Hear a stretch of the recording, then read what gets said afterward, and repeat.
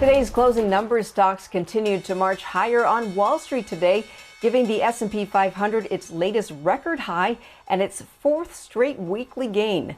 The benchmark index rose 0.4%. The Dow Jones Industrial Average also closed at an all-time high. It gained 164 points and closed at 34,200.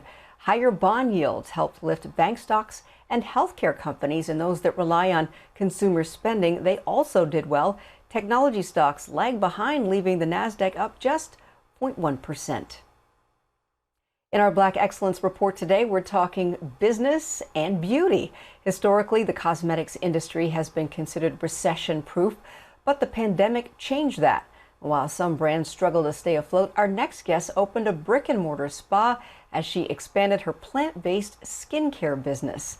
Alita Terry is the owner of Organic Skincare NYC. It's the first all-plant-based skincare company in New York City.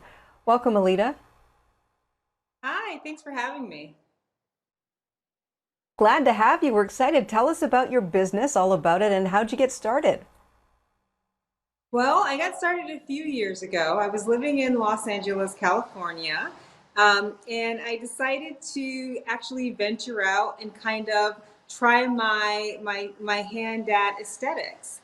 And while I was living in kind of spending a lot of time on the beach, when I became a licensed esthetician, I decided to kind of incorporate plant-based ingredients into my skincare and my facials. Is this something that Black women need to get more into when it comes to skincare? Because they are consumers of so much cosmetics. Black women spend trillions of dollars in the beauty industry, but your brand is about natural. Isn't that right? Yes, and just to touch on how much we spend on our beauty treatments, we really need to become more aware of all the chemicals that we are putting into our bodies, because some of our traditional skincare and hair care products do have some harmful chemicals that in the long run can leave us susceptible to cancers and hormonal disruptors and things like that. So when I introduce organic skincare, plant-derived skincare to our Black community, I make sure that I impress upon them how important it is that we know what's going into our skin, especially Black women, because we are more susceptible to a certain kind of aggressive breast cancer.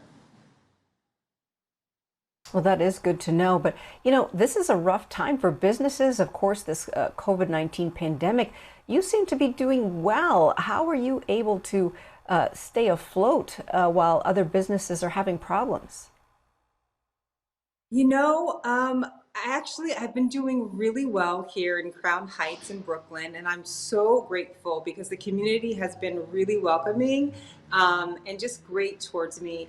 How I'm able to do it, I'm just really honest with my clients. I try to approach all of my clients in a way where I want to help them and teach them, not so much sell to them. So maybe that's kind of why I've had more success than I even expected during this time. The pandemic has been really rough on small businesses in general, never mind small businesses with people who are owners or business of color or owners of color.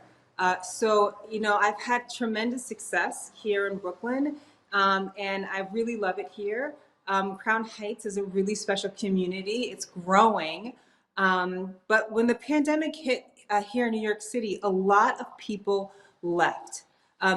Manhattan has a lot of money, and many of the people who had the most money had second homes. So they left the city. But those who stayed behind really focused on supporting small businesses, and I'm super appreciative of that because it really helped me stay afloat. Well, we are very happy to hear that. You're a great example of Black excellence. Thank you so much for joining us here on BNC Live.